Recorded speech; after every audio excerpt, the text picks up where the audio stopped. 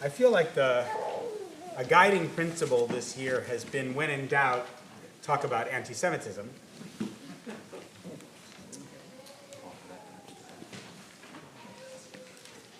But the other, maybe we can just pull the door closed. Thanks. But the other is, when in doubt, and I said this week, I really kind of struggled to make sense of, there were so many things that happened, and I don't always feel called to speak about current events, but as I sort of considered all the different kinds of things that were happening in this country, around the world, in Israel, I also feel like another really important principle is, when in doubt, learn Torah. And so we're going to do both. I want to say a word about Jew hatred, and I also want to see how that relates to the story of Bilaam, not only in the Torah, but also the way that the rabbis understand him as a character. So it's an appropriate week, unfortunately, to be reflecting on those who target the Jewish people, because I'm sure many of us watched footage, pretty striking footage, of a drone slipping through Israeli defenses and crashing into a Tel Aviv apartment building this week, killing 50-year-old Yevgeny Ferder and injuring at least 4 others. The long-distance drone was dispatched by the Houthis in Yemen. And in case anyone is uncertain about the Houthis' motivation, their slogan is the following: God is great, death to America, death to Israel, curse on the Jews, victory to Islam. Curse on the Jews. So this week we have the kind of original story of one who wishes to curse the Jews. And you might think, from hearing Desi's excellent chanting today, that the story kind of ends up all right. Bilaam is a villain, to be sure, but he listens to God, or this angel who's blocking the donkey's path. He understands that if Hashem wishes to bless the Israelites, it's not within his capacity to contradict this. Yes, so he strikes the donkey. Yes, he tries to say awful things, but he fails, right?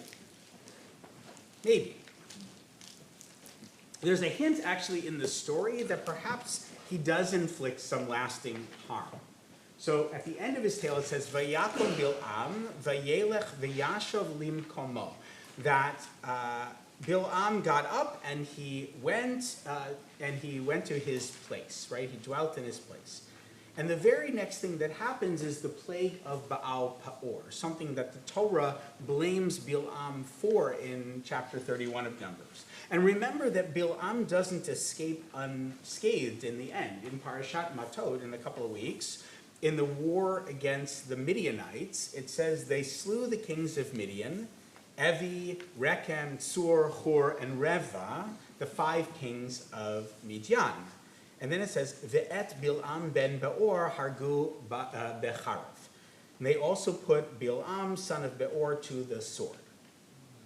So if the Torah is clear-eyed about Bilaam and his villainy, the Talmud goes even further. And so I want to take a look at this sugya that comes from Masechet Sanhedrin. You should have the sheet in front of you. Anyone not have a copy? Okay. So I was a little selective. This is not the entire sugya, which goes on for about 2 pages, which is really 4 pages in the Talmud, right? 2 dapim. But I want to do some selections for it. And I'll take us through it with your permission. The Mishnah teaches that 4 commoners, right? Arba'a hedyotot, that is Bilaam, Doeg, Achitophel, and Gehazi, have no share in the world to come. The other 3 characters are also interesting, but we're going to focus on Bilaam. Okay? The name Bilaam, and the Talmud loves to play word games, means below Am. Below Am means without a people. Alternatively, Bilaam is one who wore down the Jewish people. Bilaam. He is ben Beor, right? And again, we're going to play with that. The son of Beor, who engaged in be'er, bestiality. Okay, so I need to just kind of pause for a second to say, a big piece of what I skipped in the Talmud is how the rabbis have some very non-politically correct fun with Bilaam. Okay, going into his various purported physical deformities, his tendency to have sex with animals, especially his donkey, and divination by way of his genitalia. So if you were hoping to hear about all that stuff, sorry, but you have the page number in the Talmud, and feel free to learn it on your own. Okay, so let's continue with what I did bring. Rav Nachman says, impudence is effective even toward heaven. What's the word for impudence here in the Talmud? Chutzpah, exactly. Chutzpah, okay? So chutzpah is effective even in some ways toward heaven. Initially, it is written, you shall not go with them, right? Bilaam is told, don't go. But then, later it says, rise up and go with them. So it seems that even the chutzpah of Bilaam has some effect on God, because he gets permission to actually go forth. And then we're told about how this actually happens. And Bilaam rose in the morning and saddled his donkey. Does that sound familiar to anyone? What does that sound like? Well, we just read in the Torah, so for sure. But where else do we hear that in the Torah? Abraham and Isaac. With Abraham, right? It's actually the same language that we hear about Abraham at what moment? With the Akedah, with the binding of Isaac. Okay, so it says, Vayakum Bilaam baboker, that he got up in the morning and saddled his donkey. It was taught in a Baraita, in the name of Rabbi Shimon ben Elazar, love negates the standard conduct of those of prominence. This is written from Abraham, as it is written, and Abraham rose early in the morning. Vayashkem Avraham baboker, and saddled his donkey is the rest of that. So what does that mean? It means that it's not typical for prominent people to saddle their own animals, right? You have people for that. But love, that is Abraham's devotion in that moment of wanting to listen to God, allowed him to, he was so excited to get up in the mitzvah. We could do like a whole conversation about, was it really a mitzvah? Is that really what God wanted? Was Abraham maybe a little too enthusiastic about doing this or not? But at least if you want to kind of look at the pshat meaning of the text here, he's called by God, he wants to respond, he gets up in the morning, he saddles his own ass in order to go off and do this thing, okay? And likewise, hatred negates the standard conduct of those of prominence. So just like Abraham was motivated by love, Bilaam is motivated by hate. Remember, the Talmud's goal here is to tell us that don't think that Bilaam was like just a neutral party who was hired to do a thing, and because the thing he was hired to do was curse the Jewish people, he went to curse. But if left to his own devices, maybe he would have blessed them, maybe he wasn't such a bad guy, right? He's just a gun for hire. The Talmud wants us to understand, and the Torah seems to say the same, that Bilaam was actually a pretty bad dude, and we know that from certain ways of understanding the text, okay? So his hatred negates the standard of those of prominence. Just like Abraham, what does he do? He gets up early in the morning and he saddles his own donkey. Okay, turn the page. And the Lord placed the matter in Bilaam's mouth. Rabbi Elazar says it was an angel that spoke from his mouth. Rabbi Yonatan says it was a hook placed in his mouth to prevent him from saying anything else. In other words, like, they really had to like turn the screws a little bit with this guy to make sure that he doesn't say the wrong thing. Now, I just have to bracket that for a moment and say, what does it even matter if he says something against the Jews, against the Israelites? And it seems that actually the Torah puts a lot of stock in the words of someone who has this kind of divination prowess or powers. So it actually is a big deal if he were to open his mouth and actually say curses, that would actually create some real lasting harm for the Israelites, right? And remember, I started this whole thing by talking about the Houthis, whose very kind of principles call for cursing the Jews, not just Israelis, right, but Jews specifically. And we see there, of course, an alignment between language and deed. So back to Bilaam now. Rabbi Yochanan says, from the blessing of the wicked person, of that wicked person, that is Bilaam Harasha, as he's referred to in rabbinic literature, you can ascertain what was in his heart. Now they're going to take us through a number of different verses, and answer the question that we might have been thinking about when we're reading through the Torah portion, which is, Bilaam has all of these really nice things to say about us. What might he have said if he had actually said what he wanted to say? And that's what the rabbis are going to do now, kind of line by line. I didn't include all of them, but I included a number of them, okay? So, he sought to say that they should not have synagogues and study halls. But instead, what does Bilaam say? Ma tovu alecha Yaakov. How goodly are your tents, O Jacob. Right? The understanding being here, and there's a whole midrashic tradition of Yaakov and studying at the sort of yeshiva of Shem and Ever, but tents here is code for places of study, places of congregation of a Jewish community. Okay? A part that I took out of the sugya actually goes into the whole thing about how a number of these verses actually eventually come true, like the things he would have said but didn't actually come true, except for this one. That actually our study halls, our congregations, somehow we find a way in every generation, even when we're under threat, to come together, to pray, to learn. I told you last Friday night about a little bit about my time in Uganda with the Abayudai. I'll talk more about that at another date, but one of the most striking things for me hearing from them is how they managed through the time of Idi Amin in the 70s to still learn Torah, right? Their numbers shrank, it was incredibly challenging, but they still found a way to go forward, and they were able to regroup after Idi Amin fell and reconstitute their numbers. So, moving on, a blessing on their synagogues, he sought to say that the divine presence, the Shekhinah, will not rest upon them, and he said to them, your dwellings, Mishkanot, Israel. Notice the relationship between Shekhinah and Shchuna or Mishkan, dwelling place, community, neighborhood, dwelling places, all are etymologically related. He sought to say the kingdom of Israel would not continue. And he said instead that it would continue like the winding brooks. And Rabbi Adin Steinsaltz adds here, which flow continuously. He ought to say that they would have no olive trees and vineyards, and instead he said, like gardens by the riverside. He sought to say that their fragrance would not diffuse from their fulfillment of mitzvot, and instead he said, like aloes that the Lord has planted. And then he sought to say that they would not have kings of stature, and he said instead, like cedar trees beside the waters, arazim alei mayim.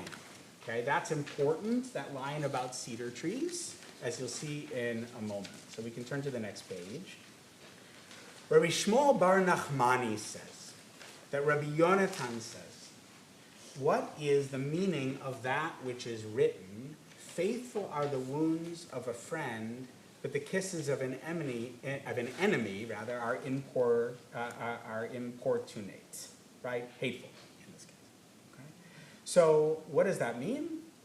Better is the curse that Achiyah Shiloni, the Shilonite, cursed the Jewish people than the blessing that Bilaam, the wicked, blessed them.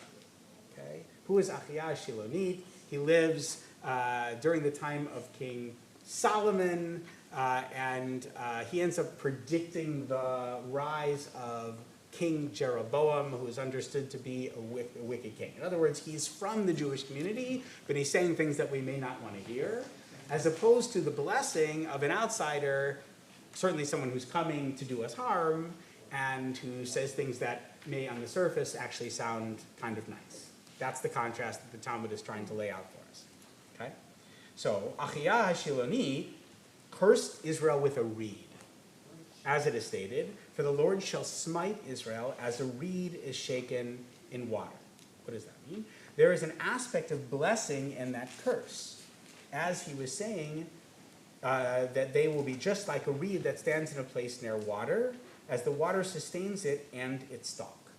So actually, like being cursed like a reed might not be such a bad thing, because reeds are kind of hardy. We're actually going to say more about reeds in just a moment. We're also going to say more about cedars. Okay? And its stalk replenishes itself as if it is cut, another grows, and its roots are numerous. And even if all the winds that are in the world come and gust against it, they do not move it from its place and uproot it. Rather, it goes and comes with the wind, and once the winds subside, the reed remains in its place. So what's the nature of reeds, according to the Gemara? What's that? They're strong, but not just strong, because cedar trees are strong too. They're flexible. They're resilient. Yeah, that's a great word, right? So a reed, like, they may sort of bow with a certain amount of wind that comes, but their roots are deep. They're not easily, they're uprooted, right? You can imagine, like, think about, there's a big storm the other day. We had a big branch come off of our tree, but, you know, think about, like, reeds, even in, like, very serious winds, they're bending all over the place, okay? What? They don't break, right? That's the point, right? So they bend, but they don't break. Okay, so what's the difference between that and then a cedar tree? Well, let's see. Remember that it said, remember the specific blessing that Bilaam gives is that we will be like a cedar tree by water. Now, I actually Googled this. Like, do cedar trees grow by water? And the answer is no.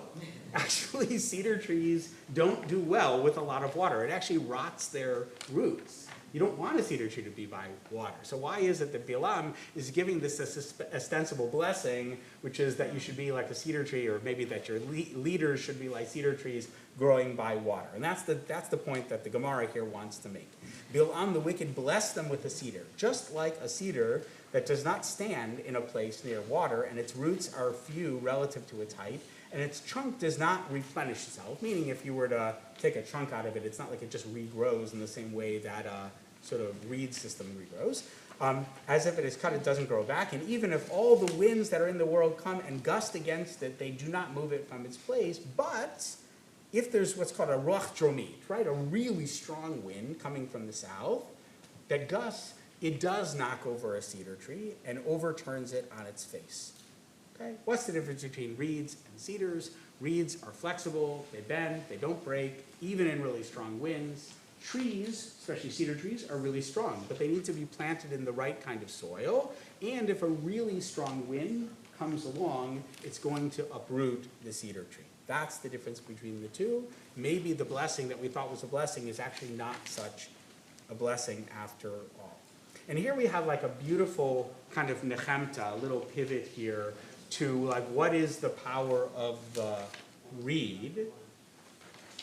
Moreover, the reed was privileged to be made into a kulmus, that is a quill, in which someone, that is a sofer, right, a scribe can come and write a Sefer Torah, write the prophets, the writings. So we think about this for a moment, right?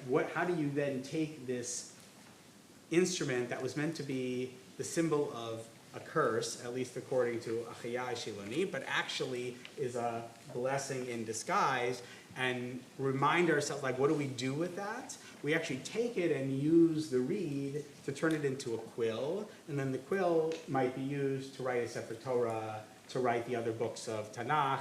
Elsewhere, there are conversations about how they can be used to write a mezuzah, to write tefillin, right? Holy words, sacred texts can be made with this symbol of resilience, the symbol of flexibility, not the cedar, which is a symbol of perhaps strength, but also rigidity. So, by way of conclusion, to be an enemy of Israel, I think, and in this case I'm talking about kind of broadly the Jewish people, is not just to attack us with violence, but it's also to attack us with words. But more than this, I think it's also to couch those attacks in words that appear to contextualize, even support. I think the lesson of Bilaam is that at his core, he was a dog whistler. Right? It wasn't really that he was blessing us. It was that his words, if properly understood according to our sages, actually are meant to inflict a certain amount of harm. And we can do a couple of things with that. One of the things we do with it is we say, well, who else can we turn to for words that represent symbols that can become ritual objects that can do beautiful, constructive, holy things. Another thing is that we take Bilaam's words and we say, you think you know what you were talking about. We actually know what we're talking about. So we appropriate his words and we use them when? When? When we enter the synagogue, right? What is the very, I know you were all here at this time, at 9:30 this morning. What is the very first thing that we say when we come to shul? Ma tovu alecha Yaakov mishkenotecha Yisrael. How goodly are your tents, O Jacob, your dwelling places, O Israel. We take these words, which were an ostensible blessing, but meant to be a curse, and we say, you think you know what we are or who we are? You think you want to say something about our communities? We're going to say something about our communities. This is a place of holiness that we say. This week marked the 30th anniversary of the AMIA Jewish Community Center bombing in Buenos Aires. It was ordered by the Iranian government, and it was a suicide attack through Hezbollah. 85 people were killed, 300 plus were injured. Until October 7th, it was the deadliest day for Jews since the Holocaust, and the deadliest terrorist attack in Argentinian history. That date on the Hebrew calendar was also the 10th of Av, which is the second day of the annual two-day Tisha B'Av observance. A bracing reminder as we enter the 3 weeks this coming Tuesday of the many really terrible things that have happened to our people on or around those dates. So, because it's Shabbos, and because I don't want to be a downer, allow me to end on two silver lining kind of positive notes. First, this year, an Argentinian court, you may have been following, finally assigned blame to the Islamic Republic of Iran, the same state sponsor of terror that launched a barrage of weapons at Israel earlier this year. The same one that trains and funds the Houthis in Yemen and continues to support Hezbollah in Lebanon to bomb and burn the Galilee and displace nearly 100,000 Israeli Jews and Muslims and Christians and Druze from the north. Accountability. Took a long time, 30 years, but finally. Second, Wednesday's gathering in Buenos Aires brought together representatives from over 35 countries, including Dr. Deborah Lipstadt, the US Ambassador for Anti-Semitism, to establish, quote, global guidelines for countering anti-Semitism. While there are many countries who are conspicuously absent from the list of endorsers, 36 countries, including the US, committing to do better is important, and we shouldn't forget that. In a world where so many enact or support violence against Jews, where many others use language that threatens and others us, I think we need to take our wins where we can, and let's hope that that means we'll learn something, and other countries will learn something from that as well. Shabbat shalom.